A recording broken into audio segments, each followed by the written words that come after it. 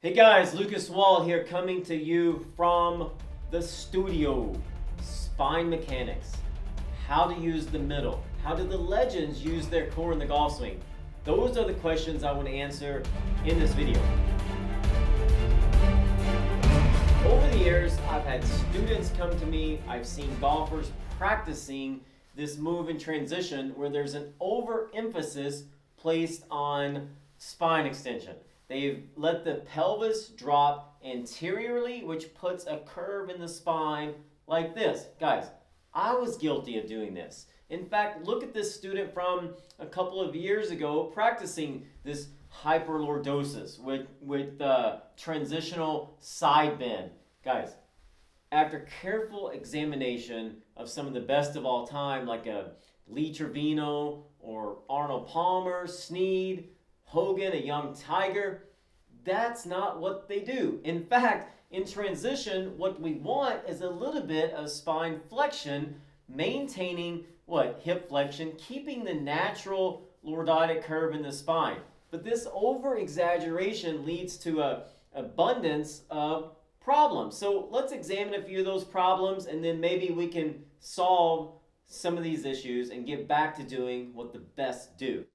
I've found if you practice this over-exaggeration or hyper, pelvic tilt anteriorly, the spine's going to be an extension. And this will ultimately inhibit the core, the activation of the core and the abs. It's much like extending the arm, right? If I extend my arm out like this, the tricep is engaged, but the bicep is shut down. So you might say, well, Luke, what does this inhibition have to do with anything? Well, I'm about to tell you. If my core is inhibited, if my abs are shut down, remember the student earlier, I'm likely to maintain extension all the way through the strike, stand up, and look like he does here, or did, at impact. He looks like a beanpole. So the goal is not to look rigid and straight up and down at impact. The goal is to be what? Rotated at impact. So guys, what I like to tell my students is basically allow some spine extension on the backswing, okay? That's what allows you to rotate. But in transition, what we want to do is maintain a neutral spine with a little bit of flexion. I also like to use the term hollow body, a tightening or bracing of the core.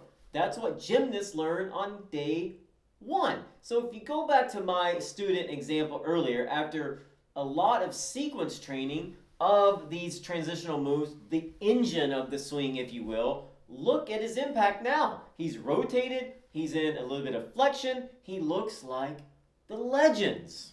All right, guys, hopefully that cleared up the spine and how to properly move the middle. But always remember, go back and look at the best players, both men and women, throughout the history of the game and in today's game. Those are the models. Those are the ones we should be imitating and emulating. So hopefully you all enjoyed the content in this video. If you did, please subscribe to the channel here. Follow us on social media, Twitter, Facebook, Instagram. Cheers, guys. Have a great day.